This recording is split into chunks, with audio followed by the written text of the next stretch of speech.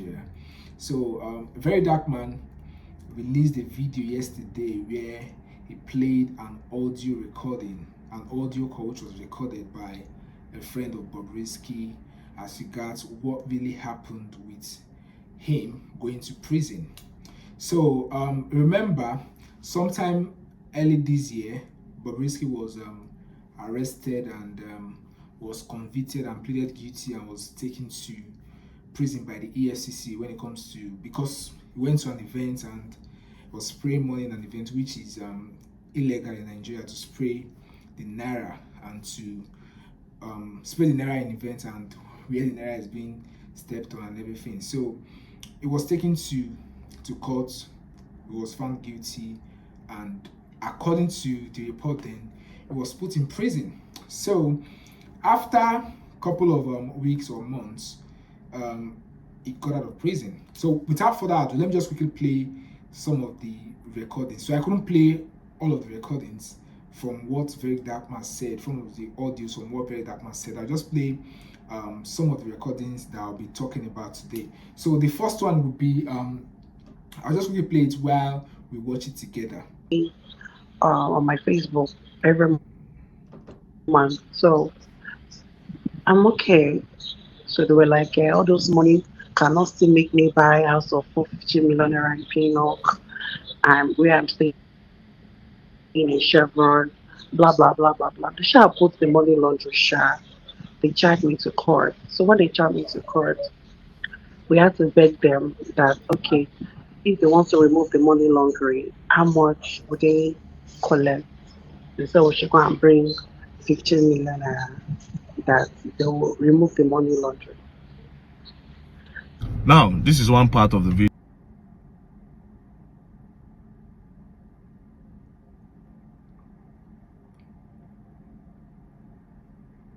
Yeah, so that's the very first recording. So like you heard in the audio tape, which was released by Verydarkman yesterday, according to the voice we heard, which we believe is Bobrisky's voice, he said apparently when he was apprehended, he was being charged for money laundering and for spraying of naira in an event. So he now discussed with the EFCC to remove that money laundering charge, and he was billed 15 million naira, which according to the audio we listened to, he paid, and they took off that money laundering, because according to the report of what we heard then, there was money laundering charge on him.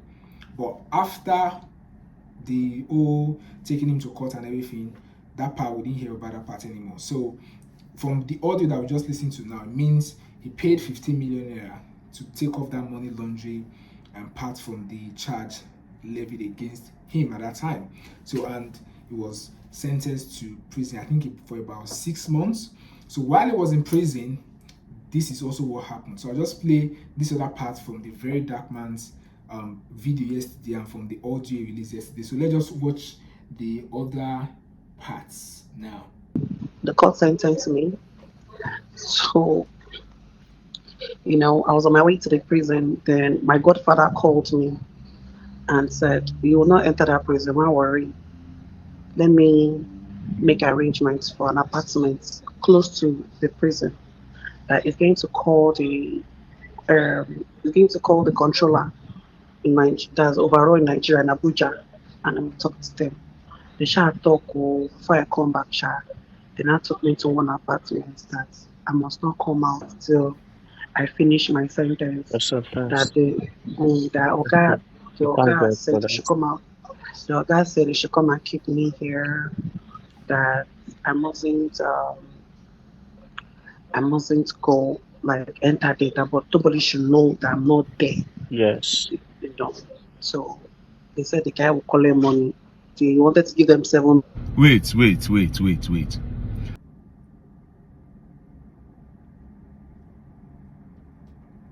Okay, so that's the end of the second video.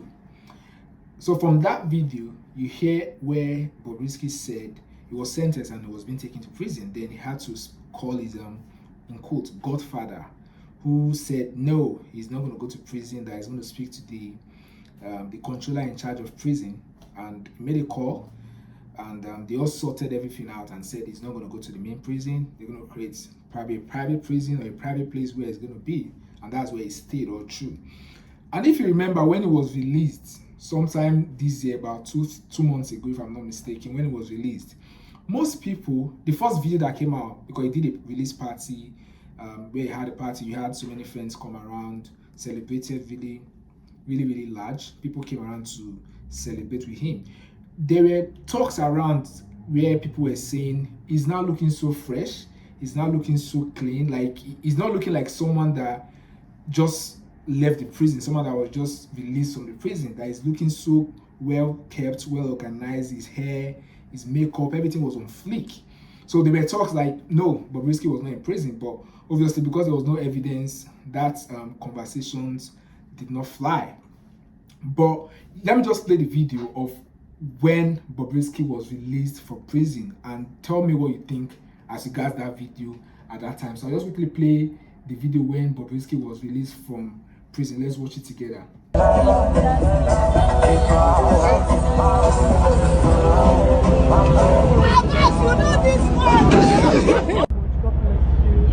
see with the oh my God. It's about to get Only this ball can bring me. Please can we go? I want to go and sleep. Oh, this is so. guys paid golfer from me. Guys paid golfer from me all the way from Dubai. Then she went to Abuja. All the way from Dubai! And I came back again to Lagos. I swear to God. I love you. Thank you so much. I love you. I have the best friend ever. I take it and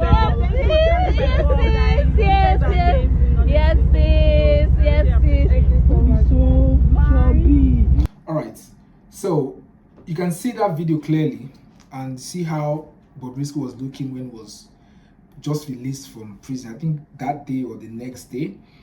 So that now makes the whole story look so real that apparently he wasn't put in the main prison, which is quite surprising to see that we have the main prison for poor people, and the influential people, the rich people, they go to a separate prison or they go to a separate location where they spend their sentence and everything. So the board of contention right now, what people are talking about right now is EFCC came out to say they are going to start a new investigation. This is quite interesting, where EFCC that is meant to be investigating people, they are going to set up a committee to investigate themselves or members of the particular the group of EFCC members that was in charge of this case. They are going to be investigated right now.